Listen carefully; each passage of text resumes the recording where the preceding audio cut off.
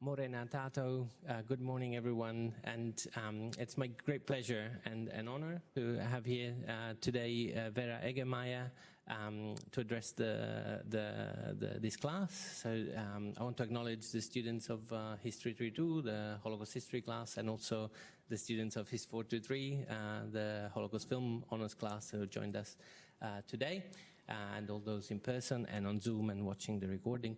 Most of all, I want to thank you, Vera, for coming to and giving us your time and sharing your story with us. The interview is being recorded. It's the 8th of April, 2025, and we're in Wellington, New Zealand. So Vera Egermayer has been really one of the engines behind the commemoration and education about the Holocaust in this country and more broadly around the world. Vera, as you will hear shortly, was born in 1940 in Prague.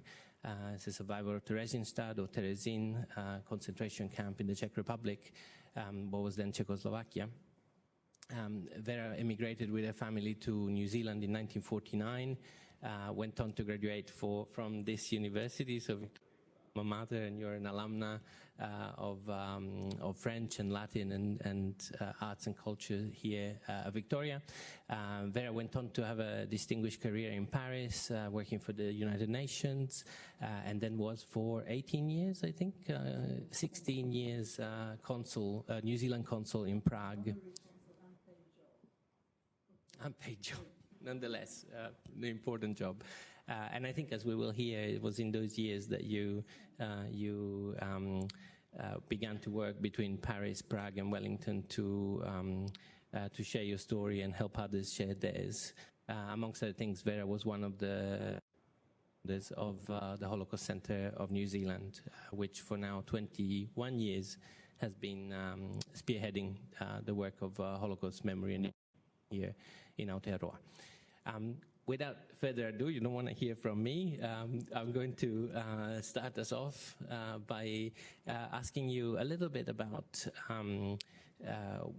the kind of Jewish culture and the Jewish community in Czechoslovakia before the war. The students will have heard, as is pretty normal in Holocaust history, quite a lot about Poland, quite a little bit about Hungary and other experiences, but perhaps not so much about the history of Czech Jews. So I wonder whether you could tell us a little bit about what it was like. What it was like for your family, your mom in particular, to be Jewish in Czechoslovakia before the war. It's going back a long way. My mother came from a small village in Bohemia. It was called Klikov, sort of a neat little name. So she would often talk about Klikov, and there were about 7 Jewish families there, and they were very Orthodox. I visited my grandparents' tombs in a Jewish cemetery. Jews were always, buried separately in their own space. So I looked into that part of her life a little bit, but I was never, and am still not, a practicing Jew in the sense of going to the synagogue and knowing what's happening there, especially if it's in Hebrew. When I was in New Zealand, I was in Wellington East Girls College, and I attended all the assemblies, and they had, choir singing, and it was, I think, an Anglican tendency. And the girls who went out of the room, not to have to practice this, were usually Jewish girls, and I was not one of them. So I emphasize that I'm rather ignorant, not ignorant, but I haven't kind of identified with the Jewish religion. So my mother worked in Austria quite a lot, because that little village, Klikov, is just across the border. I think you could take a tram at the time, And she moved to Prague because she was working in a bakery, and they had a chain of shops. And there she met my father. They were not young. They were in their mid-30s when they actually got together. And so my mother married out. as they say. And her sisters, and there were several of them, or most of them, you know, killed in the Holocaust, were very worried about her actually marrying out of the religion. But my father actually helped them quite a lot during the war, you know, during the Nazi occupation.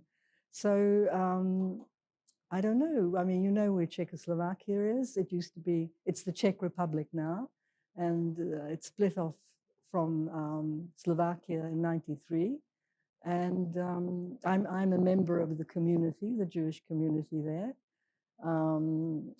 It took me a long time to actually, several years before I joined up, because I was worried about signing up for anything. Because at one point of our story, all the Jews were invited. This was already under occupation, you know, the war had started. The Jews were invited to register at the Jewish community, and thinking there would be some benefit, they'd get more food, or you know, they would be treated better. They trotted along, and this is what happened to my mother as well, and her sisters. But of course, if you're on a list, as we know, it's very easy to pick you off. So before I joined the Jewish community in Prague, of which I am still a paid up member, I hesitated a long time, but then gradually the trust came as I got involved in you know, doing my own history and finding out what had happened to the Jews. So that was in '93. I came to Prague from Paris, where I was working at the OECD. And I mean, there's always a push and pull in immigration, as there was in our case coming to New Zealand. But at the time, I met a Czech family and I became quite close to them. So that gave me another life in a way. Otherwise, I could have, you know, vegetated in this well-paid job. But I took the risk. And of course, that's when I actually looked into our life as Jews. So there was always a sense of not being safe. And this was very acute for a child. As you know, I was born in 1940. I often wondered why I was born, because my mother had had several abortions with knitting needles. You know, she survived them, so I guess she could have had another one. But I was thinking that maybe if you have a child, it does give you hope. You feel there will be some kind of future. And your child is your project. You have to get food and look after however you can for this baby that you've got. So I'd managed to answer my question. Of course, there's always this cynical side. You think maybe they had me because they didn't think they would take mothers with children. You know, I mean, you don't know what was going on in their minds, you know, what was going on around. It's sort of an unknown situation. But anyway, during the war, we always really lived in very modest circumstances, even when we came to New Zealand. So we lived in a very small space. My father was a tailor, and he was always working at home. Someone needed something to be mended. In fact, he learned invisible mending during the war, you know, and so the space was really confined, and there were no very basic bathroom facilities. You know, there were about 4 families living in this space, kind of waiting for what would happen. So as a child, I had no idea about war, but I had a very close sense of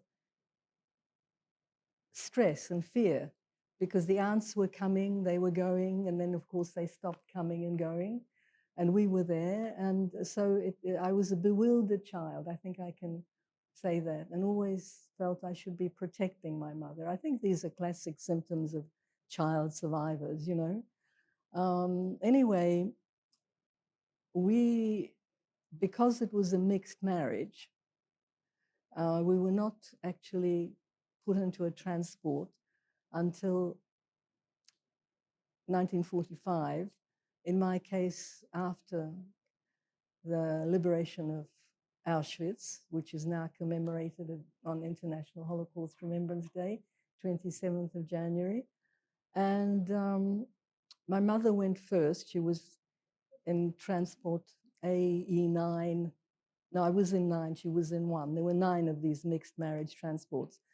And the reason that we were rounded up so late was because it was a mixed marriage. And my father, who I didn't really get on with very well, proved to be a hero in many ways, because he not only married a Jewess 2 days before he could no longer do so in occupied Czechoslovakia, or maybe it was in March 1939, and also because he didn't abandon us. There were a lot of Aryan men who actually divorced their wives. Some thought they were helping, whatnot, but my father was the first to go.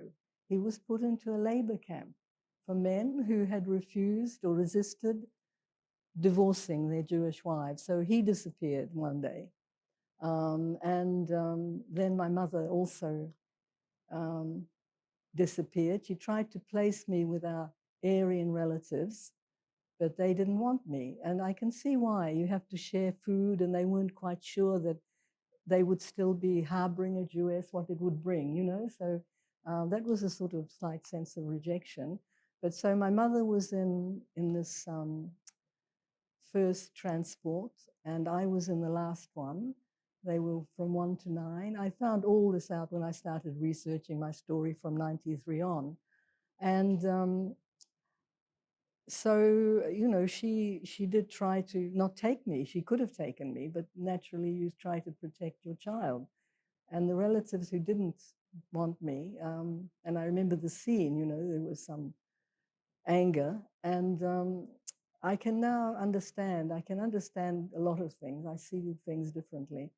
And I see my father particularly very, very differently, because he was sort of an unsung hero, you know. And he not only sacrificed a lot, but he sacrificed his own country because he loved the forests and the lakes and the mushrooms of Czechoslovakia.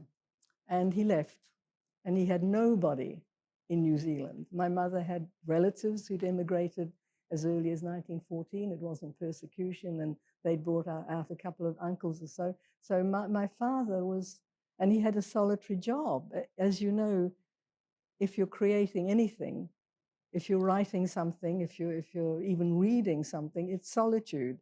And he was there, needle in, needle out, for years, you know. So the sacrifice of that compulsory labor that he put up with for about a year, the long journey to New Zealand, which he documented in a series of letters to his sister, which I've translated and deposited in the Turnbull Library.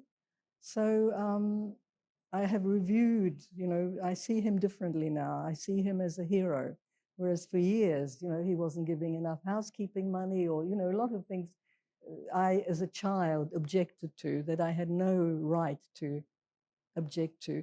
But the main feeling for me was bewilderment. What is happening around me? Why are they coming? Why are they packing? What's going to happen, you know, and not understanding.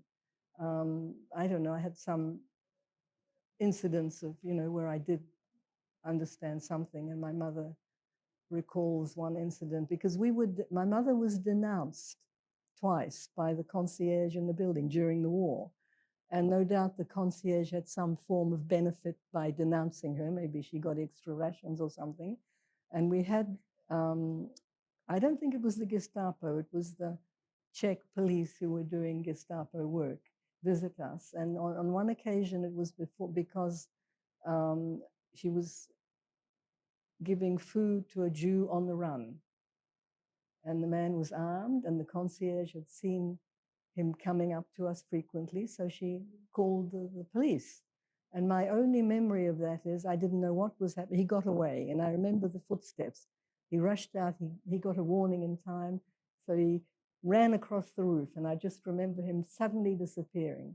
And the other memory, which is not exactly my own memory, my mother was denounced for not wearing this Jewish star, because all the Jews were branded with an insignia which made them persona. You weren't a citizen, you know, and so that was an occasion where I apparently, aged say 3 or something like that, stood up in my cot and said, I'll give it to you in Czech, Pánové, maminka nosila hvězdu, nosila věrušku. And the translation of that is, gentlemen, that's Pánové, Mummy did wear her star, but she was carrying Vera, little Vera, Věrušku, so you couldn't see it. So that was the first kind of chapter of my sometimes misplaced protection of my mother. And that star, of course, is very significant. And this is the thimble that my father, it's just a tailor's thimble, he brought that to New Zealand, that he sewed that star on. And that's a memory, you know, you had to put it on all. Yes, I do. That is my own memory. And the other memory is strong in me because my mother constantly said how this child stood up in her cot in this tiny little space and said those words, you know. So, well, I was not preoccupied. When I was working in the OECD, retrospectively, it turned out that there were Jews that I was associating with. Some of them were psychiatrists, and some of them had some problems in France with their Jewish identity, but nobody talked about anything. And it was only at the person's funeral, I don't know, in the 80s, that I learned that my boss had been a Thessalonica Jew. And he had survived. He was already in his teens, and so the things weren't really talked about. My mother talked. I mean, we were like accomplices. She would remember her sisters, and, you know, particularly one sister who, Matilda, she was called, actually came to New Zealand in the 20s to join family who had already come here.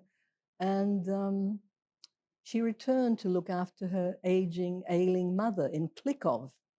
And she was caught up in it, you know. So my mother would talk about the sisters, and I don't know whether, I think she felt more lonely than guilty. When suddenly your family goes, you know, she had the ones in New Zealand who helped us come here. So I was very complicit with my mother and also with my little brother, who was born in 46, post-war child. And also, you know, I don't know whether I think they wanted him. He died about 25 years ago, and he was a medical doctor.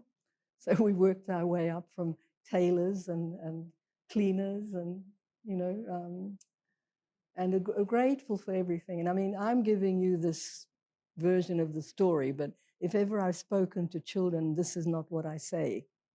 I give another version, you know, because you can't do this to children.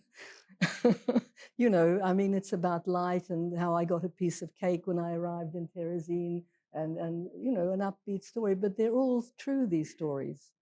It depends on how you look at them, your vantage point, and that changes with age, you know. I don't know, there's lots of things I could say. I've had this little monologue. I don't know, I don't think I answered your initial question. You did, absolutely, no, and raised many other questions since, if I may. So, I mean, one thing that strikes me is that the memory of a child, you know, you grew up during the occupation, and the memory is seems to me, tied to feelings and episodes, right, rather than having an overarching kind of coherent narrative, which makes sense, you know, like your father, remembering your father sewing the star, for instance. You mentioned your mother tried to, you know, I think wisely perhaps made the decision not to take you immediately with her to Terezin. And left you in an orphanage, is that correct? We weren't orphans, you know, we still had our parents, but it was a home for children who were without their parents, not that the parents had Were died. they all Jewish children or all No, mixed they were marriage Jewish. children? They were Jewish mixed marriage. I was in with mixed married children. And on that last train, I was actually on, this is another story, on the last train from Prague, you know, and that was in March 45, yes. And I used to wonder, how come they sent that train? Makes a headline, on the last train from Prague, you know. But actually, a lot of the work around transports was done by Jews themselves. And if you look up Terezin, you will find they were running the place. And I'm exaggerating, this is a simplified version. And I can now understand, you know, why they did it. They were trying to save themselves and anybody in their particular little entourage, you know. And somebody had an order to send another transport. There were 137 of us, I think, and he was just still carrying out orders, because maybe he wasn't sure that it would all end. He had the rubber stamp, and he stamped, you know, you have to organize a deportation. But they were just human beings doing what they could for themselves and for their families, you know. But the thing is, I've always felt that once you unleash evil, that's what the Nazis did. You can't just stop it. It trickles out, it goes on, you know. So on the last train, Mother put me in a care home, and a few of us were in a similar, unaccompanied situation. And I have memories of not being able to tie up my shoelaces because we didn't have Velcro or zips, you know. And that's very challenging for a child. And but not knowing, and my mother and I were able to be together. She was in the women's barracks. If ever you read about Terezin, you'll realize how it was organized. So there was I wasn't, deprived of my mother. And the women's barracks in Terezin had to keep the place clean. So they had their turn scrubbing the floor. And I remember once my mother took someone else's turn so she could have one egg for me. She made some little shishki, some things with flour that you can eat. And I have lots of egg stories because, of course, for a child, some of the most significant things are to do with play and to do with food. You're hungry. There's not enough. So the egg story is my mother scrubbing the floor to give me the egg, and my father taking the train before he was interned to the countryside and bartering. He had clothes probably he could barter, and he would bring back food. And he prided himself on being able to bring a whole egg, not boiled, an egg in his pocket back to Prague for me, and it didn't break. Of course, if he'd been caught, I don't know what they would have done to him, at least beaten him up, or they would probably, because you weren't allowed to do that. Food was rationed, and we were really at the end of the scale. So he would bring back bread, country bread, and I remember, these are my own, post-war memories. We were living in a small room somewhere else, I think at the time, not that initial one. And I'd stand, let's say, four-story apartment block, and I would stand downstairs and want something to eat. So I would say, please throw down the good bread.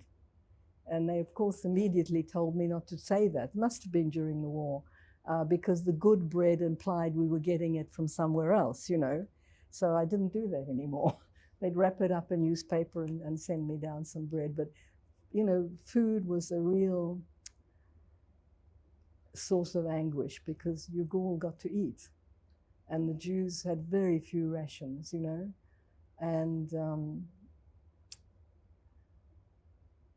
And the other thing was play. A child who never has during the war, once again, in this little room, hasn't got any opportunity to play. Well, first of all, I don't think I had any toys.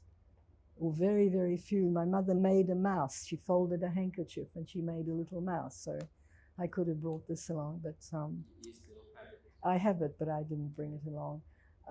And also playing in a playground, Juden verboten, Jews keep out. That was in all the playgrounds. There were several around. And my own memory, once again, is when we could get out during very restricted hours for shopping and moving around the city and the streets. My mother wanted to take me into a playground, so we went from playground to playground, and we were not allowed in. And finally, some brave soul said, "Okay, the kid can go in, and you stay outside." So that's I feel I'm overdoing it, but that's a real memory. You know, my mother on the other side of the fence, why I had my 10 minutes, of playing. So of course, if you're deprived of play, I guess that has some, especially with modern psychology, effect on the way you are. But so I love watching children play, and whenever I go somewhere all over the world, I may head for a playground. Yeah, am I answering some of your questions? Absolutely, yes, and you don't have to. No, I'd like to tell you, what I can. It's not an interrogation. No. Interview. The story. Did you also have to wear a star in Prague? Just your mother? Mixed marriage children had to carry them from the age of 14, but it was just my mother. I think it depended on the country, but I have seen photographs of children wearing stars, but I never had to do that. Yeah. And so, I mean, it is, exceptional and very telling of some of the distinguishing features of the Holocaust as a modern genocide, that the German occupiers would organize the deportation of children in March 1945, that's as right. you reminded us. That's after Auschwitz was already liberated. 2 months before the end of the war, that's right. They were putting resources to that end. Yeah. So it's absolutely chilling as a thought, right? But also historically really, really significant. I wonder, do you remember the mode of transport? You took a train. Was it a passenger train or? No, it wasn't. It wasn't animal carts or whatever you call them. It was a normal passenger train, and it was a short journey because the Czechoslovakia was a small country, and not the distance is, say, an hour's train ride, And I remember arriving there and getting the cake from a couple of Jewish doctors who were there, trying to avoid the spread of typhus, which we avoided because that would have meant, it was quarantined and so on. So, and I remember arriving in Terezin. It's funny what a child picks up. I felt the cinders in the air. There were little flakes of ash. And it wasn't because Terezin was an extermination camp, but they ran out of space, as we are doing today, to bury people. So they started cremating them. And you had this ash in the air, which I wondered, I hadn't experienced that before. And of course, if you see something like Zone of Interest, you realize how the commandant of that camp, Auschwitz, the family must have known what was going on. Apart from the sounds, there would be ash in the air, So I remember that. And also, they were using carts, normally burial carts, to transport things around in Terezin. And that was another thing that I had never seen before. So you have these little memories. But, my mother was there soon afterwards. She gave me extra food and that sort of thing. I don't think I'm answering your question. No, you are. No, absolutely. Yeah. Terezin, actually, what I might do now is just make sure you all get a chance to ask questions as well. So I might just take a moment to look around and also check on Zoom whether anybody has questions online. So if you do have questions for Vera, please raise your hand and I'll bring you a microphone. And don't feel, I've had a great life. Yeah, don't You feel know, intimidated. and I've learned a lot, and I see things quite differently. I was quite, well, my father was not my hero, and he has become my unsung hero because what he sacrificed. He was an idealist, you know, and I don't know, it was a while I didn't talk about these things, and sometimes I wonder whether you should go on talking. I know, you know, there's a duty of testimony, but you don't want to sound like a broken record, you know, and there are lots of stories out there. But people tell me, even if there's one person in whoever your audience is who remembers one thing, you've done your job. Because they can apply that to their own lives, you know, and the way they deal with situations. So it's remarkable that even in what you've told us so far, you're very generous to people who took pretty terrible decisions, you know, and that's, I mean, I completely. But it's taken me 84 years to become generous. You know, I had resentments. I mean, the family who wouldn't actually take me in, but I can understand it. I mean, it's, you know, the world is ruled by fear, power, money, and sex. And you can apply that to the Holocaust, you know? So many manifestations of those four things that are drivers of human behavior. That's right. So I mean, I haven't been so understanding, but now that the end is near, I'm glad that I hope it's not too near, but I'm very glad that I can, it's not forgiving, but it's sort of understanding that people have their own feelings, their own thoughts, they evolve as well, you know, so I don't know.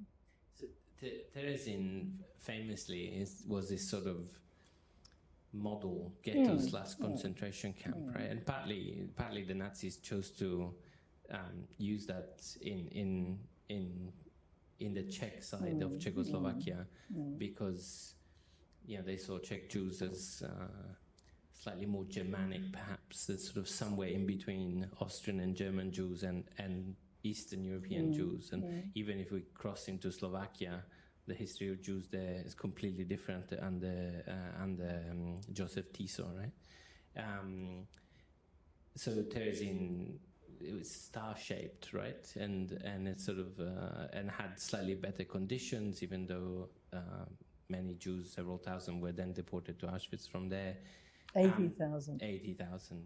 And but there are well-known stories of, say, art and drawings and orchestra. Do you have any memories of that? Were there more children, for instance? No, I mean, I know, you know, that operas were performed there, and I knew the sister of an amazing boy. He was called Peter Gintz, who started a journal there, you know, and people could contribute. I was too small and I was too late, but I became quite close to his sister. She was an artist, she's dead now, Chava Pressburger, and renowned artist. So I wasn't conscious of a cultural life. I've since learned about it, all the musicians, you know, and the journal, and of course, what I remember, the main thing that I remember, not the main thing, I've done a lot of reading about it, it was really a Potemkin village. It was set up to fool the world.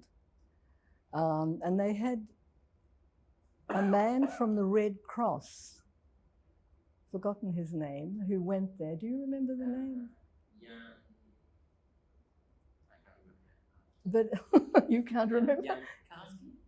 Yeah. No, but anyway, he was working for the Red Cross. And when he arrived, you know, he had VIP treatment, and they took him along a well-rehearsed route, certain streets. They'd given extra food to the people en route, and they were waving at him, looking very happy, and some of the shops seemed to be working, and you know, they had smiling children, and I don't know, they were eating sardines. It was all a fake. And this official from the Red Cross signed it off. And this is what I feel about officials. giving their signature that all is okay. And that's in all kinds of domains, in current politics. You give it a big tick because you've chosen just to look into a tunnel, so that's what I remember about Terezin. But I was in a children's home. We would have had some program, daily program. I remember being in a top bunk. I was 4 years and 7 months. And so I wet my bed. So I do remember that. But it was an organized sort of life, and I had access. So even though your mother was already in the camp and you were able to be reunited with her, you slept in a separate barrack? Oh, yes. The children, it was all organized according to age. So I would have been in a group of, I don't know, 1 year to, no, they had even smaller children, but they had a series of buildings where the children were housed and kind of looked after, But still no idea. I suppose it separated, you wondered, I kept wondering, where's everybody? Where's my little world, But it was for a short period, and my father came from his labor camp looking like a skeleton. I remember his shirt hanging off him, and we went on the train back to Prague, and that's where you remember the story. You remember your father met you in Terezin? Yes, he came to get us, He knew where your mother and there would be other people coming to get people from Terezin, and we were lucky about the timing because, as I indicated, the place was closed down, and many doctors who'd come to help died of typhus, which is different from typhoid. I don't know quite how it is, but once again, good fortune, we got out in time because there were many deaths after the liberation. And I had a photograph. I don't know what I've done with it. I don't have many artifacts. This is one of them. And I wasn't preoccupied with researching any of this while I was living in Paris because, as I said, the people around me all had stories, but nothing was talked about. Maybe they talked. A lot of them were psychiatrists, as it happens, and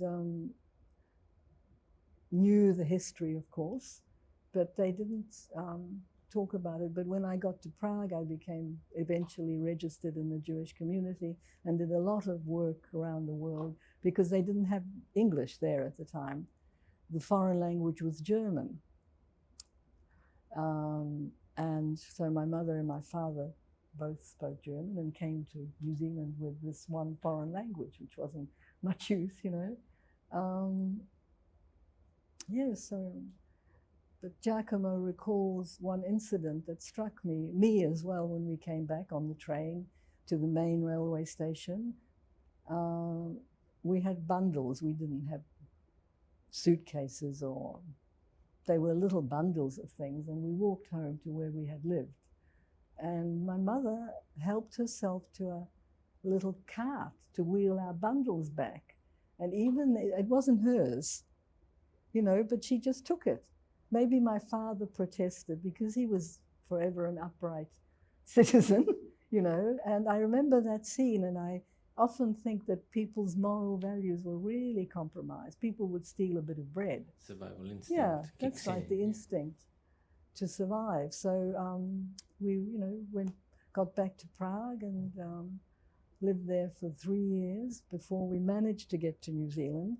And my mother was out every day dealing with the authorities, the Czech authorities, to let us go. And we had nothing. I mean, I didn't bring it, but we had a list of things we were allowed to export. And they were things like 3 pocket handkerchiefs.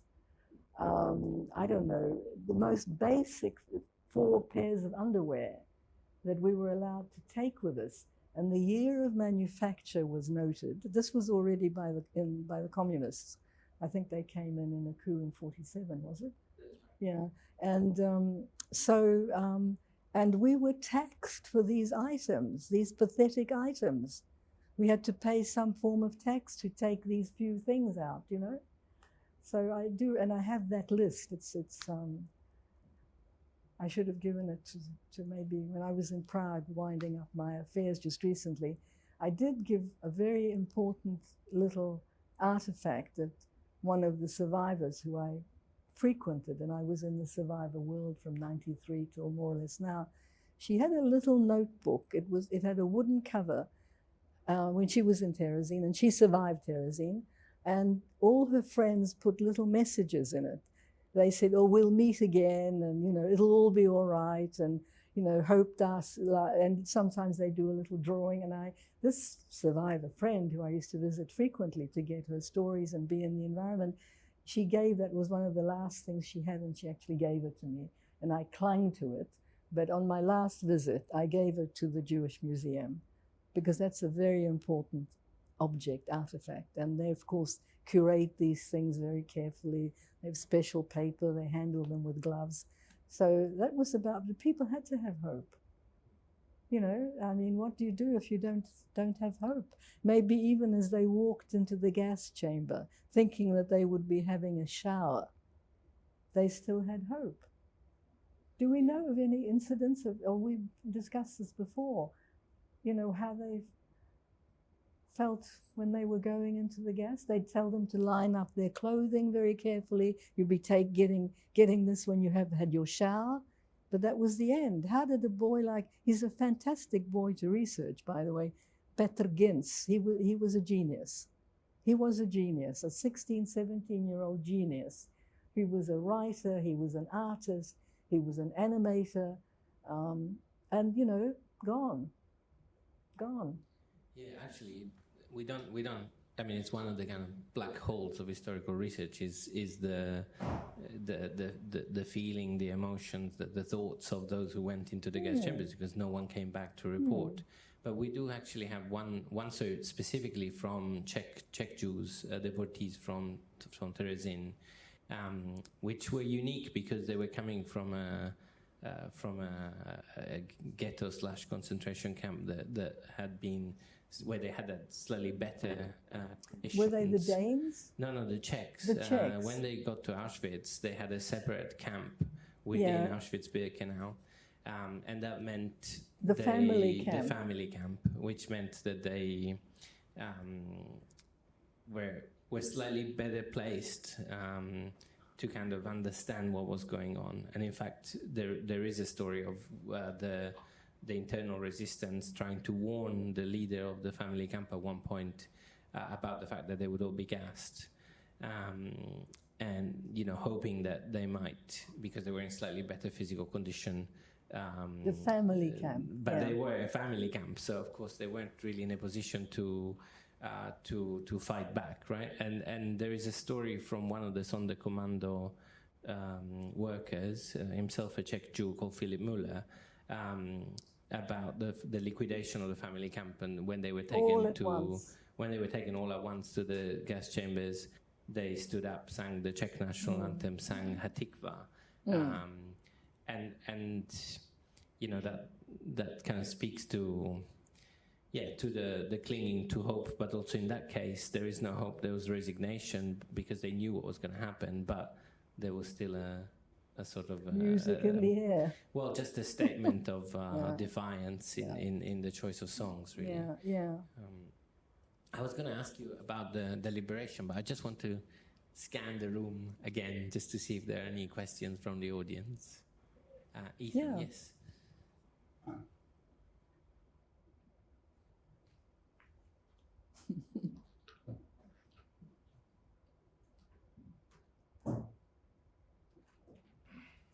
How did this experience as a whole affect your identity as a Czechoslovakian?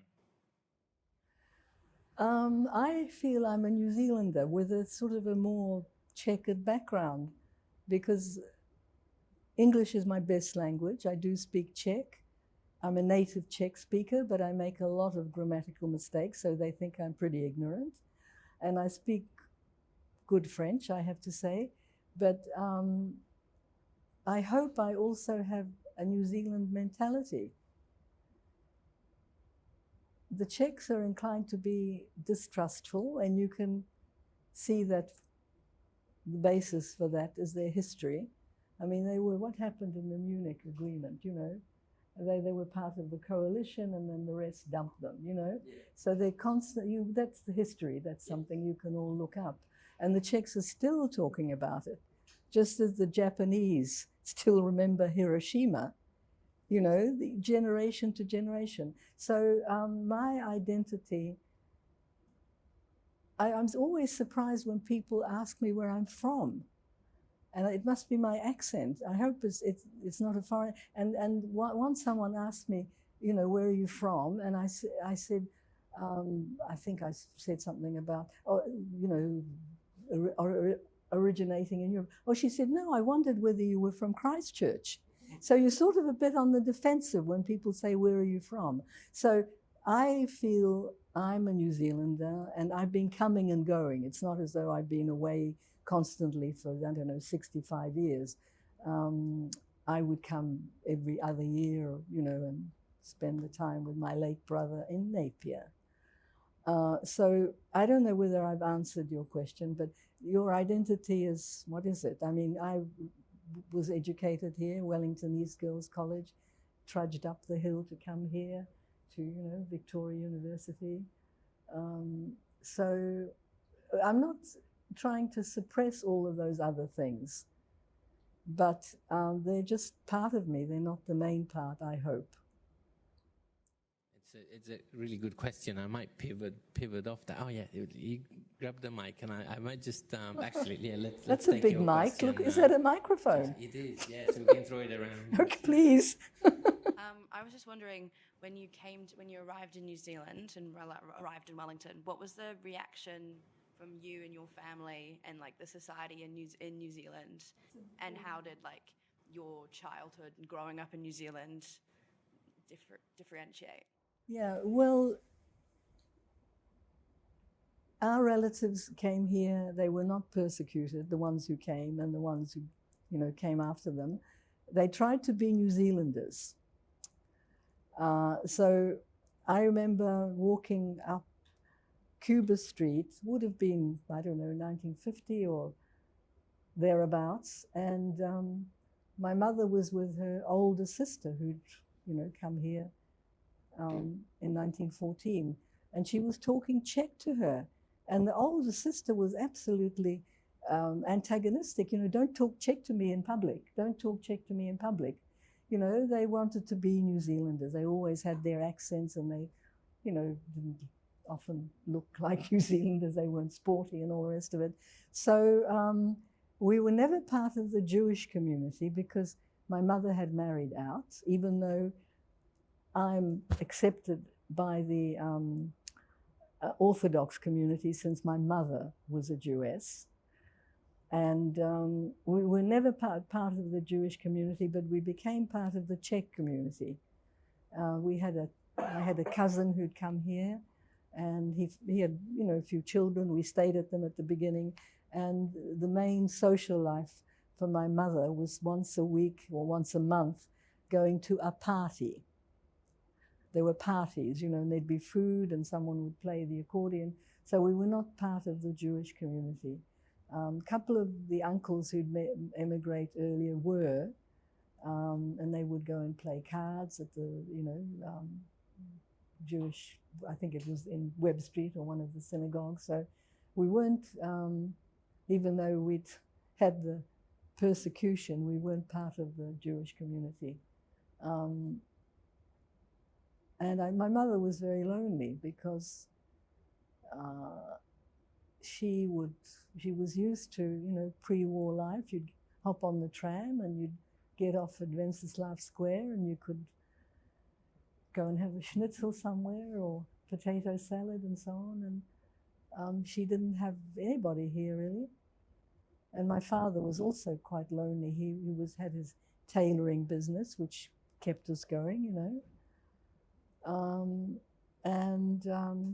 He'd made our clothes, and I didn't realize, I always felt the school uniform was too short or too long or too tight, because he'd make school uniforms, you know, for me, winter and summer. And he made our clothes from very scraps of material. And I remember, I mean, a little skirt he made for me, and I was in the academic class, but sometimes we had some like, you know, home maintenance classes, and the teacher there, the sewing teacher, admired the skirt, how he'd put all these little diamond-shaped pieces together. He'd made me this garment, but I never appreciated it, you know. So I think my parents, particularly my father, who did love the Czech countryside, were isolated. They felt that way. They had the Czech community, and I went to school and had New Zealand friends and didn't go out of the morning assembly with the other Jewish girls. Part of it was because we weren't well off. Maybe if we'd had lots of money, we would have found a way into the Jewish community, but we never did. And well, we were just modest survivors. Yeah.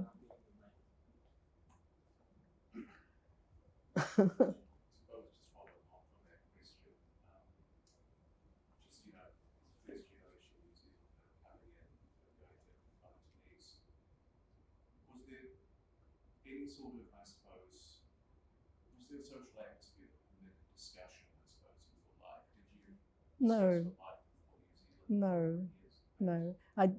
no, there wasn't. I didn't, but nobody even our relatives, you know, the colleagues in Paris for all those 25 years, and even our relatives didn't really want to know. I don't know whether they felt guilty or whether they were ashamed or whether they were just so distressed because everybody, you know, was gone. And some of our relatives here, cousins, actually served in the New Zealand Army, you know. But people didn't talk about those things. So I also had it in my head, and we'd have conversations with my mother, my weeping mother, very often. And when I came to Prague, it was all around me, not just the trips to Terezin, and I went there many, many times, but also there were plaques everywhere, and there were stones, and it was just part of the history. So and I visited where we lived, and also where those relatives who rejected me lived, and that building is still very much the same. You walk up these wooden stairs, and you find a little apartment at the top. And I met other Jews. That was mainly it, you know. And they had the ones who survived, who knows how, and they went to extremes to survive. That friend who gave me that little diary, one cannot even imagine what she did to survive. But I, well, kind of got the feel for it. And I've done a lot of work around it, you know, commemoration, if you wish, you know, my own family commemoration. Because those Jews, our Jews, the Jews, there was no trace generally. They just went up in smoke, you know. And usually, you know, we like to bury people and have some place to go when they're buried. So in the current Jewish cemetery in Prague, where Jews are buried now, there is a wall which has memorial plaques of different sorts. So I've done that. In fact, I redid it this time because I made a mistake. I put on 2 people who didn't belong there. And a researcher friend of mine drew that to my attention. And I had, because it was set in stone. You know, that setting, what is set in stone, you can't undo. I just thought I'd put a hook there or change it there. You can't do it. You have to redo the lot. So quite a lot of my time in Prague, I was determined to get that right, was to redo the whole thing. But I had a moral dilemma, what to do with the remaining strip, the 2 people who were also Jews, who had also been murdered, but they had the same name and many things were the same. So what to do with the strip? And I actually kept it. I put a suitable heading on it, and it's next to the one. Just to understand better, is the wall to commemorate family members or community yes, members? anybody. No, it's in Prague, and because the murdered people have no memorial, you can put up a plaque. Some people just put something simple. I remember my family, signed whatever, you know, Barry Smith. You know, or you can I put quite a detailed plaque up there. That's why it had to be redone. And I had at the end of it, Vera, and it was done in 2004, and I had Vera Egermayer and her mother remember or something like that. But I had to have it all redone, but I've done it. It was one. Who were the two people who were Oh, there they by were mistake? people who were, they were, our family name was Lichtner. And they had the same name, and but they had been sent to Rasika. That was one of the very early camps, wasn't it? And it proved that they were not, the researcher said, sorry, Vera, she had a hard time telling me, but I did that, and I'm very pleased I actually did it. Because you need something to remember people, Yeah. Well, something. you're painting a really interesting picture. I'll come to you in just one second. Really interesting, really, I don't know, significant picture that I recognize from other stories of the way the Holocaust really damages identity at the core level. Like in your case, you know, not coming out, not quite feeling Czech, but also maybe not immediately a New Zealander, not accepted by the Jewish community.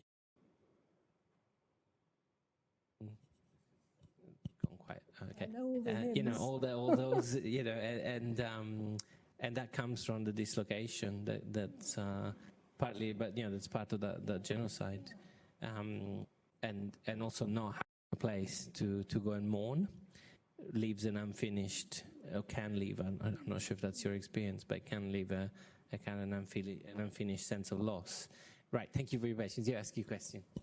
Hi, I think you might have sort of answered my question, but I was just wondering if you've noticed differences in the various communities that you've lived in and spent time with, and how they remember, or maybe on the contrary, like choose not to remember the Holocaust? Well, sometimes people in Paris, near the one of the big shops, they've got a little park and they've got a statue with a child commemorating the children, you know. So they do it. What can you do? You put up a statue, and then someone comes along and says, like Captain Cook or whatever, that it's no longer kosher. That's a word we all know. It means accepted, doesn't it? So it's difficult to, but you have to leave something behind. We've got I'm leaving this behind. I haven't had myself photographed or that often, sometimes I guess. So, but you know, they're not there to give you their story, but they existed, and they were already, of course, their identity was compromised when they got the number. You know, they didn't have names. Jews had numbers tattooed on their arms. One of them, some kept the numbers and some didn't. One of my close friends, she was called Hanka Pressberg.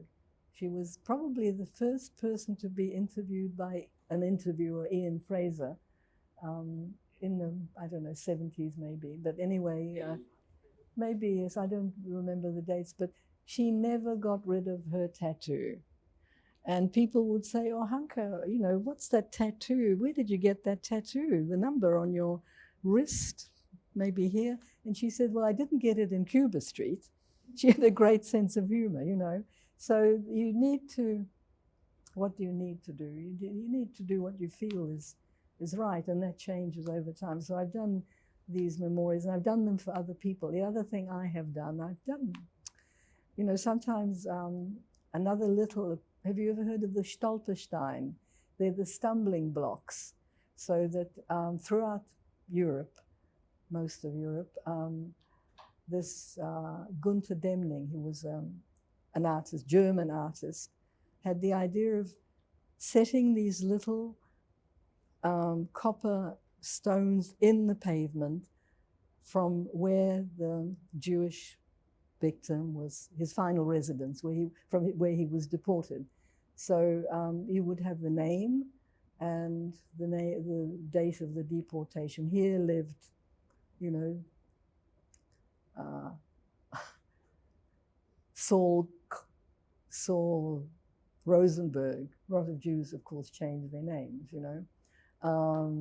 And of course, I should also say that in an attempt to save me, my mother had me baptized. We never practiced the religion, but very often I go to the Anglican Cathedral on Molesworth Street, But these coming back, it's an interesting research project. So I put 8 of these around Prague with the name of my relatives in front of where they were carted off from.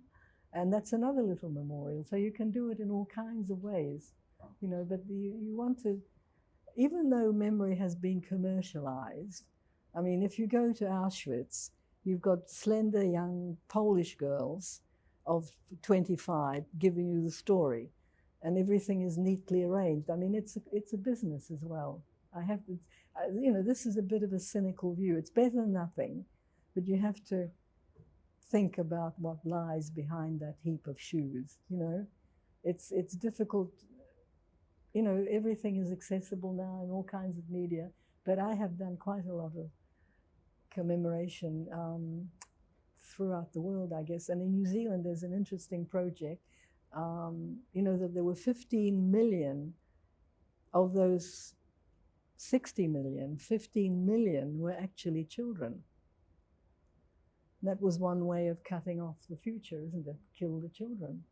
And we had a project, there was a school here, Jewish school, and for just small kids, in order to give them the idea of 15 million, the very enlightened teacher got them to collect buttons. You mean 1.5 million? Yes, did I say 15 you said million? 15, yeah. Out of, hang on. Out of 6, yeah. Yeah, a quarter. Yeah. Out of 6. Yeah, out I've of got 6, my maths yeah. wrong because The percentage is right. Yeah, that's right. Thanks a lot. Now, I'm also confused by the fact that there were 15,000 Czech children. You know, so I've got these 15s in my head. But anyway, quarter of those 6 million, fortunately not 60, were actually children. And this project consisted of getting the children, New Zealand children, Jewish children at the school, collect buttons. And they got them from all over the world. And I was very helpful. I led the project for about 10 years. I collected buttons all over, in many parts of Europe.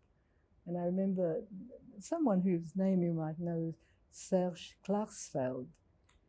You probably know the story, yeah. I don't know the story. No, but my particular story, so he was in Rue de la Boétie in Paris, near the Arc de Triomphe. Anyway, he had his office there, so I got an appointment with him and I gave him the story. And what he did, he got up from his desk, walked over to a bench, got a pair of scissors, and cut off a button from his jacket and gave it to me to add to those 1.5 million that we'd collected. So that was a gesture. So I did, that's all documented. And the last thing on the buttons, a memorial, another memorial. So you've got all these buttons from all over the world, stories around them. Usually people would give a button and they say, you know, why they gave it and whatever, all kinds of interesting connections. And then what do you do with all these buttons? So there was an artist called Matthias Seelish. I probably mispronounced it. Yeah, Seelish. he's Dutch, yeah. Dutch, He's an, yeah. he's an artist Uni, who had the idea of doing a memorial, and it was a series of cases. It's like a fountain coming down, and they can fit into each other, and they can go in different spaces, and putting buttons in them, and they could be seen from the bottom. They had glass cases. It was a fantastic project, and it went around New Zealand. It didn't get overseas, and very often it was a young person from a school who would talk about it, a teenager from college, you know, who would give the story, and that was very powerful. So that's one of the projects. Yeah. Has anybody here seen it? You've seen it? Yeah. You've got a question? Yeah. Ask away. Just touching on, mediums for discussing.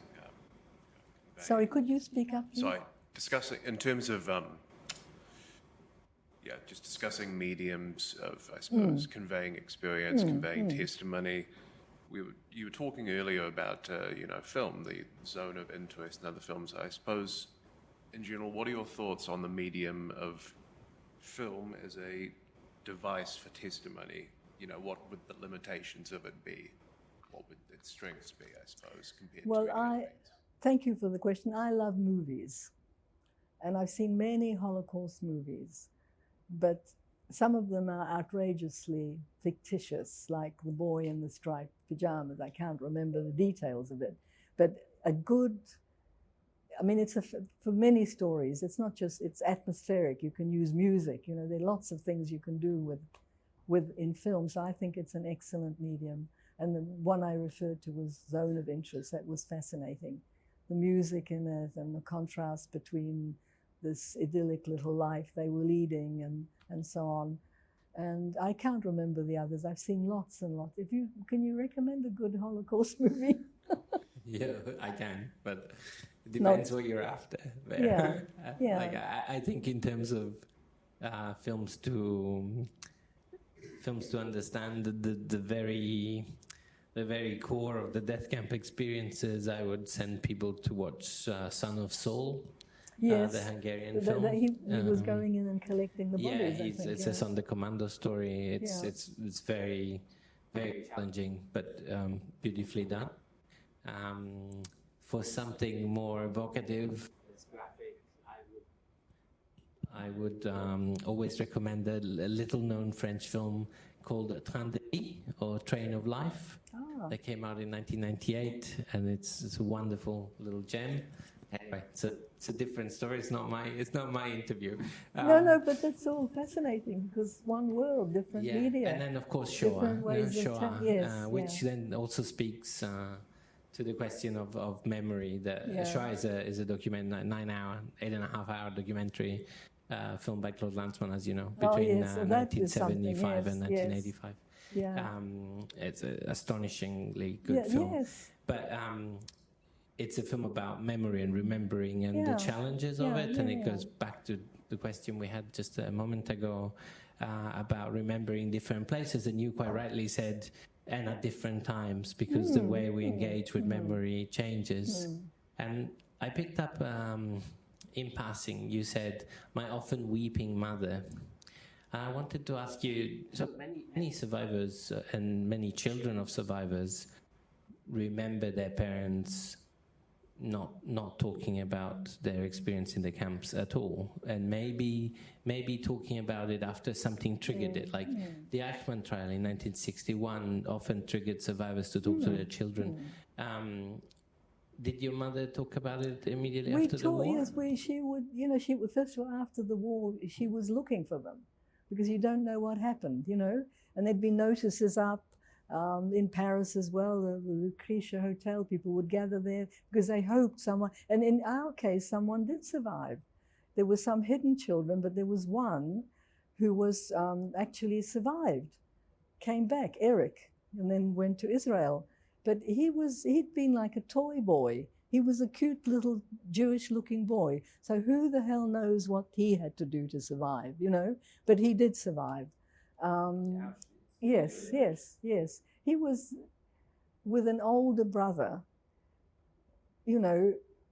rounded up in a Jewish orphanage where his mother had placed him, thinking he would be safe.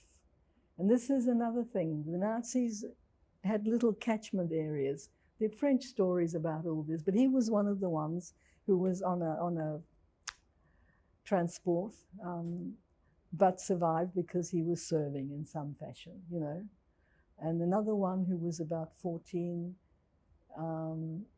didn't survive. And, when the mother took them to the orphanage, they were village children, but to make them look elegant, she geared them up in little suits, So that's very poignant. He was one of the buttons, So your mother worked straight away to piece together the story, what happened to the rest of the family? No, she was looking. She couldn't couldn't piece the story together. Just looking for survivors. But yes, and then I think there would have been lists of people who'd been murdered. And, they didn't come back. They weren't around anymore. So absorbing that was quite difficult. And then on the other hand, she was trying to get us out.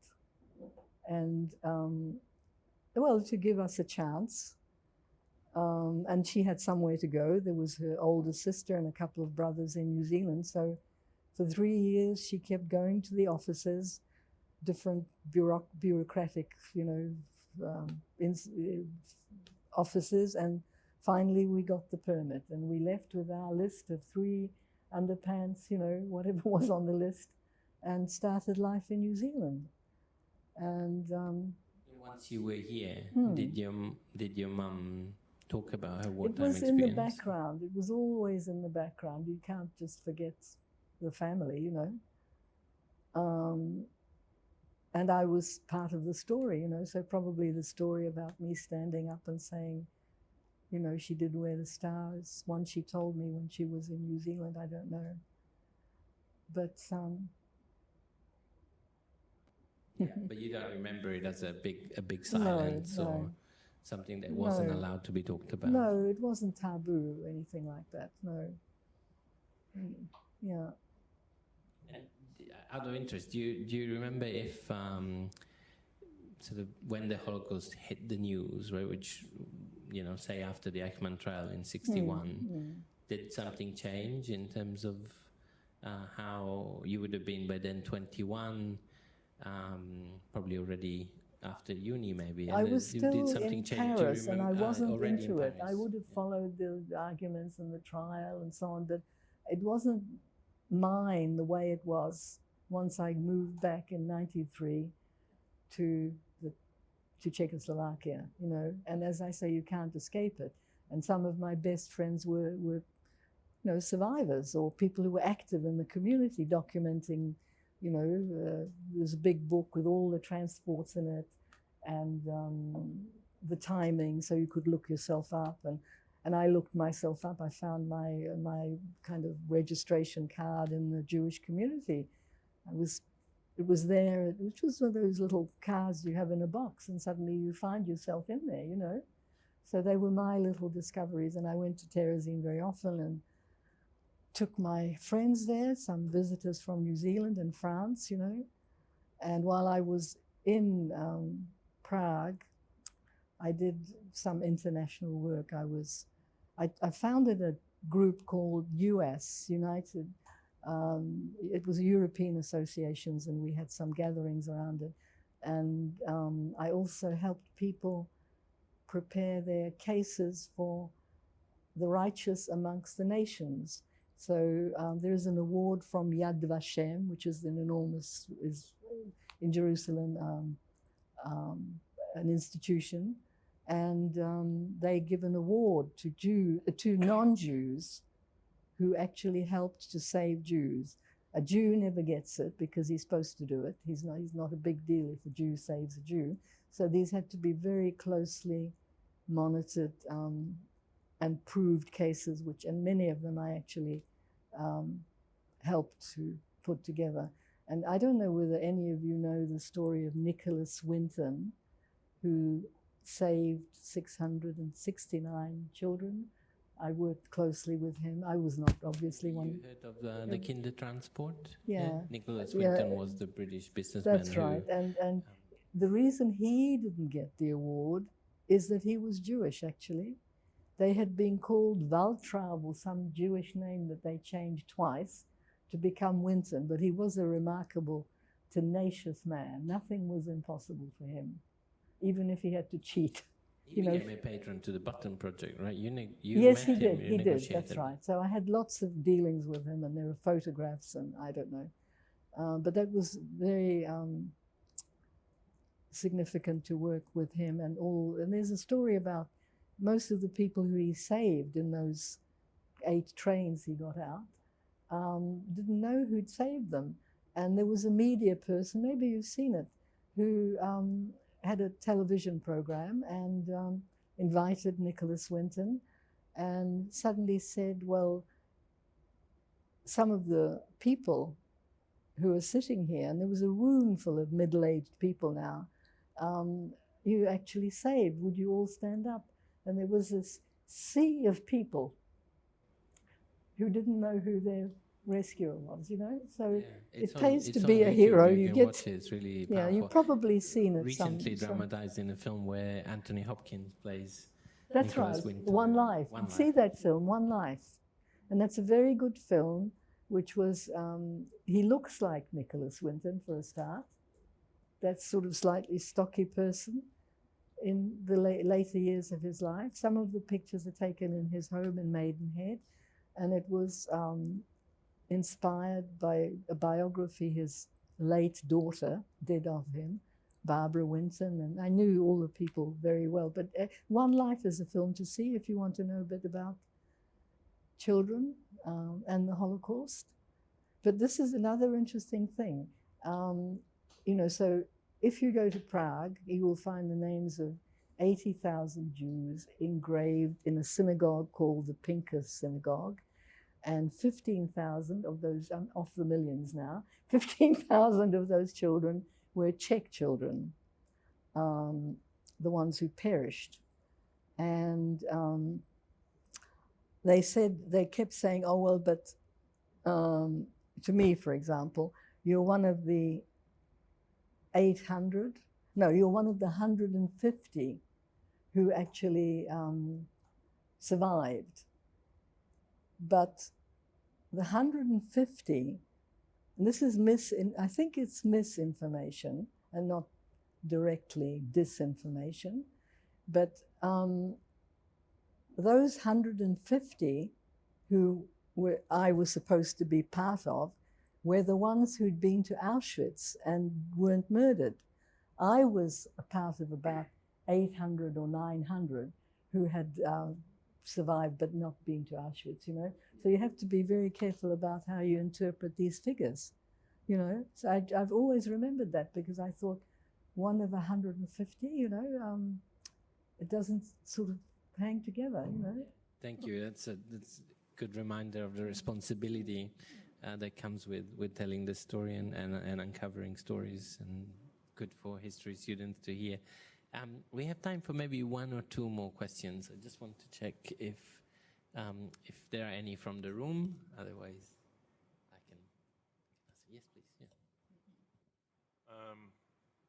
When you think of kind of the different mechanisms of remembering, think of the different mechanisms of remembering, like films or memorials and stuff.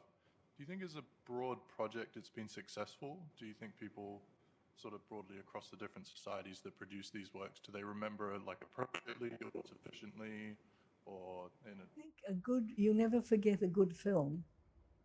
Some of them are a little bit far from the truth, like the boy in the striped pajamas. But I can't remember what I've seen, but the latest one was Zone of Interest. I'll never forget that film. So I think film is a fantastic media to work in. What about museums? Picking up on that question, do you find museums, because museums often create a synthesis? Yes, yes, they're powerful memorials as well.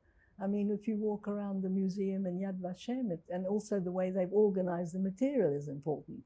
You have to do it in a certain way, and there are different takes on it. So anything visual or oral or sensory that an artist can give is amazing, Yeah.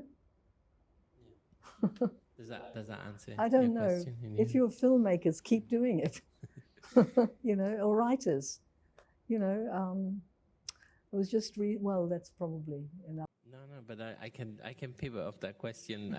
I'm really keen to make sure no one who has a question misses out. So I'm occasionally scanning the room. Do put your hand up if you have a question.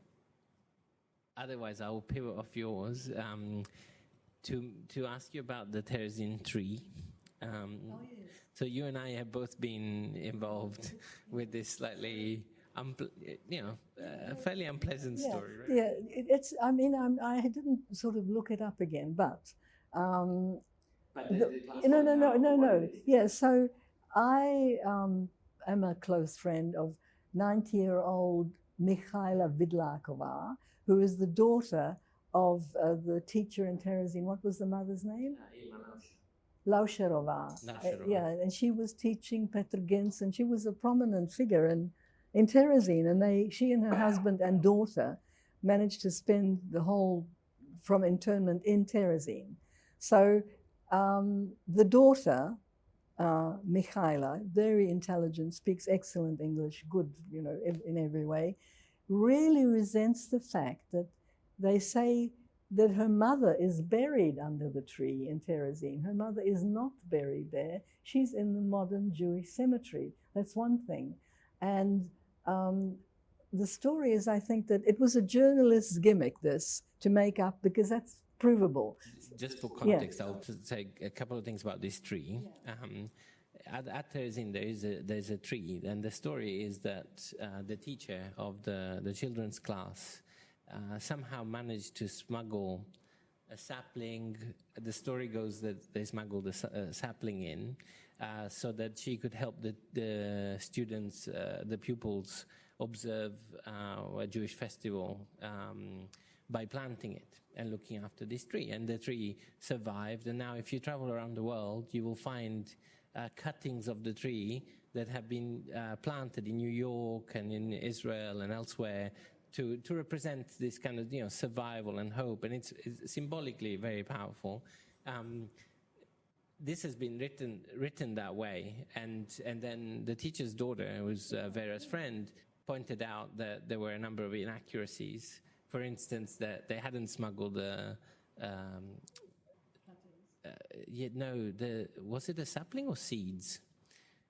Something that you can propagate around the world. I think the story said that they had smuggled a sapling, and instead the correct story was that a non-Jewish worker at Terezin had managed to bring in some seeds.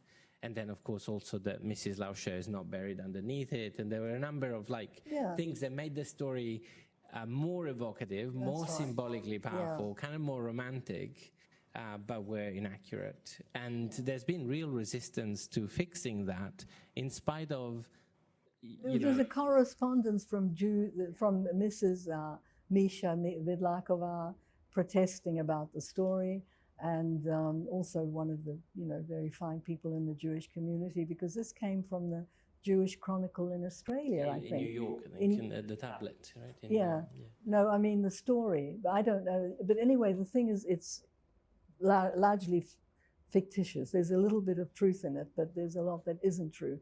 But the fact is that people learn about Terezin and what happened there, and the struggle to survive.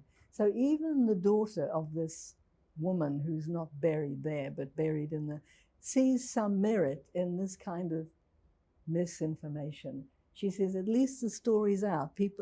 A journalist made it an exciting story. The tree is all over the place, people are remembering Terezin. So what do? You don't say anything, or you compromise the truth,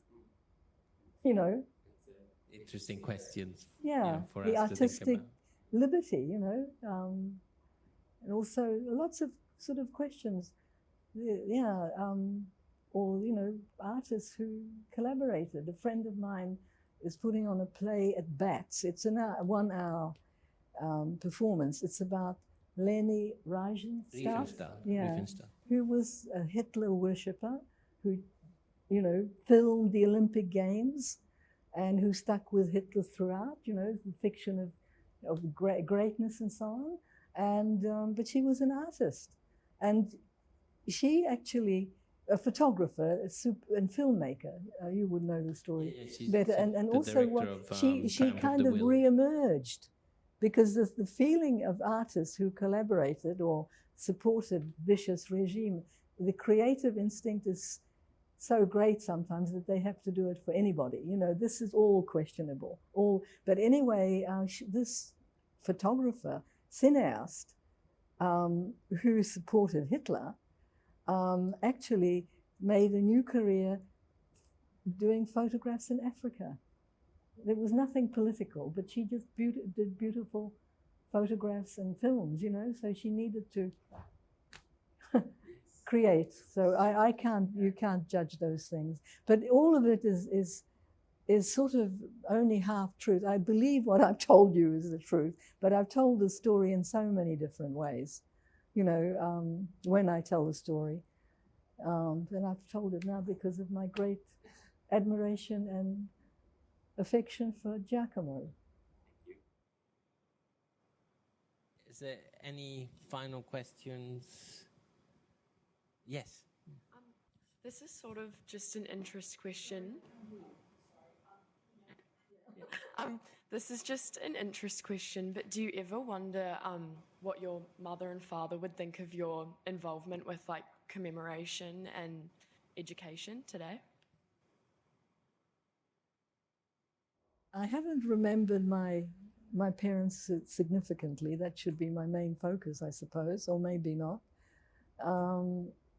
I think they'd be glad. They'd probably correct some of it.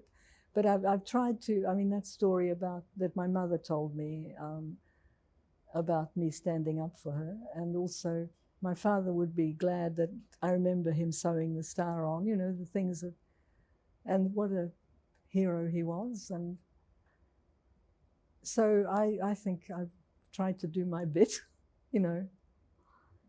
I think they'd be glad that the family isn't forgotten entirely. No, and I'm sure they would. And do you remember setting up the Holocaust Center with the other survivors? Well, I didn't set it up. There was a group of us who wanted actually a legal basis for, you know, there was, well, people who are well known, few survivors who are still here, but we needed an NGO kind of setting, and that was what.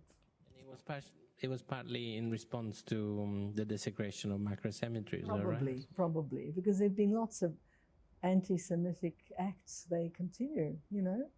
I am living in the same building as someone in the Israeli embassy, and until recently she had to have an escort to take her home. People are crazy, you know. They don't know the history. I mean, Jacinda Ardern, during those protests outside Parliament, and that's on my doorstep if you wish, I mean, they put a Hitler's moustache on her, and on another effigy, they put a Jewish star. It's just... There was a van, I don't know if you remember this, there was a van driving around Parliament with Jacinda written on the side. That's right, not Jacinda, but Jusina with the star. So, I don't know, people, the people weren't poor who were in those, the protests, you know, but some of them had lost their jobs. They were dedicated teachers. They couldn't work anymore because of the restrictions. So there are people coming at it, but some people just use these events as a platform. You know, it's an outing. So who knows? I mean, I tell you one thing, that I was never felt threatened. But one day I was leaving the building and there were people right up to the front door. During the COVID Yeah, during the occupation. COVID protests, yes. And this guy came up to me and he said, "Do you live in this building?" And I said, no, I'm just a cleaner. I've come to help." And he believed me, because I was actually almost worried about saying, I'm living in this building, you know. I mean, I'm living quite modestly, but some people have better. I'm happy with. It's a reflex, right? Yeah, it's a reflex of hiding, probably, you know. No, I said, I'm just the cleaner. I'm the cleaner. Nodded, let me pass, you know. And someone, you know, they're different encounters, you know, I don't know. But we're doing life the best we can, and you have your lives ahead of you in a changing world. This is my mature comment. No, but it's true, you know. I mean, I don't know, you're 20-year-olds or whatever. So in whatever happens, you'll be okay, because you'll adjust, you'll read, and you hopefully somehow do what you consider to be the right thing at the time, because those goalposts are changing. So I'm really happy you turned up and I could talk to you. Thank you very much, and thank you again, Giacomo. And we thank you, Vera, and I thank you guys for coming and joining us and asking questions. But most of all... Oh, I wanted to show you a photograph. Oh, have you got it? Russian liberation. I don't know where I've put it. Okay. Hang on, I might have kept it Take on the here. opportunity to thank the team. This is behind another the oh video, yes, here it Gemma, is. Cherie and Sue. This is, I don't have many things, but this is an interesting photograph. Russians were our heroes.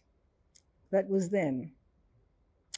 And this is a photograph of little me in the middle, 2 Russian officers who brought around the sardines while my father mended their uniforms. And my mother, I showed this to Somali people, and the expression on her face is, they say, this is how our people used to look. She doesn't even dare look at the camera. She's got an overwhelming coat on her. I don't know who the boy is, but the look of, I don't know how you interpret the look, but it's not this cheerful little creature in the middle who liked to get the chocolates and the sardines and hold a hand of a big, strong man. Anyway, have a look at the photograph. You can pass it round.